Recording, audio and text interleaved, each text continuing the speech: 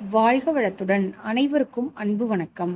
எல்லாம் வல்ல இறைவனின் திருவடிகளை போற்றி பணிந்தும், யாதும் ஊரே யாவரும் கேளிர் தீதும் நன்றும் பிறர்தர வாரா என்கின்ற கணியன் பூங்குன்றனாரின் நிறைமொழியோடும் இன்றைய சிந்தனை பதிவினை வழங்குகின்றேன். வைகறை வைரங்களில் இன்று நாம் காணவிருக்கும் சிந்தனை வைரம், கொன்றால் பாவம் தின்றால் போச்சு. நம்முடைய சிறப்பான தமிழ் மொழியில் எண்ணற்ற சிறப்பான பழமொழிகள் உள்ளன.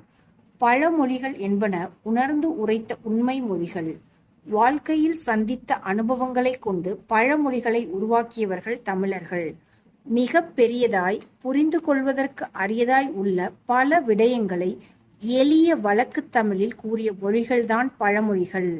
பழமொழி என்றால் பழமையான மொழி, அது இக்காலத்திற்கு பொருந்தாது என்று கருதிவிடக்கூடாது. பழம் என்பது நிறைவுநிலை கனியை குறிக்கின்றது, அதன் சுவையை குறிக்கின்றது. நம் தமிழ் மொழியில் ஏராளமான நிறைமொழிகள் உள்ளன. அனைத்து நிறைமொழிகளும் ஆழ்ந்த பொருள் உடையன. எனவே நம்முடைய மரபில் உள்ள பழமொழிகள் அனைத்தும் அனுபவத்தில் பழுத்து முதிர்ந்த நிறை மனிதர்களால் கூறப்பட்ட வாக்கு என்று புரிந்து கொள்ள வேண்டும். மூத்தோர் சொல்லும் முதுநெல்லிக் கனியும் முன்னே கசக்கும் பின்னே இனிக்கும். உப்பை தின்றவன் தண்ணீர் குடித்துத்தான் ஆக வேண்டும். நல்ல மாட்டிற்கு ஒரு சூடு, 5ல் வளையாதது 50ல் வளையாது. முற்பகல் செய்யின் பிற்பகல் விளையும். ஆத்திரக்காரனுக்கு புத்தி மட்டு. தினை விதைத்தவன் தினை அறுப்பான், வினை விதைத்தவன் வினை அறுப்பான். காற்றுள்ள போதே தூற்றிக்கொள். ஆடுற மாட்ட ஆடித்தான் கறக்கணும், பாடுற மாட்ட பாடித்தான் கறக்கணும் என்பது போன்ற கணக்கிலடங்காத பழமொழிகள் இன்றும் நம் வழக்கில் உள்ளன.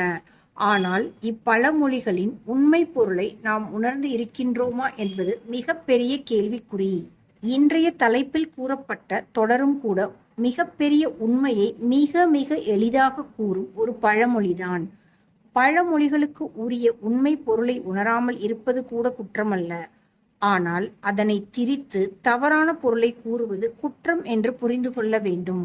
கொன்றால் பாவம் தின்றால் போச்சு என்ற இந்த நிறைமொழியின் உண்மை பொருளை மறைத்து சிலர் தவறான விளக்கங்களை தந்து கொண்டிருக்கின்றார்கள். அதாவது, ஒரு விலங்கினை மாமிசத்திற்காக கொலை செய்யப்பட்டு உணவாக்கும் போது அக்கொலையினால் உண்டாகின்ற பாவம் அந்த மாமிசத்தை உண்ட பிறகு இல்லாமற் போய்விடும். எனவே உணவுக்காக விலங்குகளை கொலை செய்வது நமக்கு பாவத்தை தந்தாலும் அப்பாவத்தை போக்க அந்த மாமிசத்தையே உண்ணுங்கள் என்று விளக்கம் தருகின்றார்கள். நாவின் ருசிக்கு ஆட்பட்டு விலங்குகளை கொலை செய்து மாமிச வகை உணவுகளை விரும்பி உண்கின்ற நபர்களுக்கு இந்த விளக்கம் சாதகமாகிவிட்டது. எனவே மாமிச உணவு உண்பது குற்றம் அல்ல என்கிற சமாதான முடிவிற்கும் வந்துவிட்டார்கள். இன்றைய தலைப்பில் கூறப்பட்ட பழமொழியின் உண்மை பொருளே வேறு என்று புரிந்து கொள்ளுங்கள்.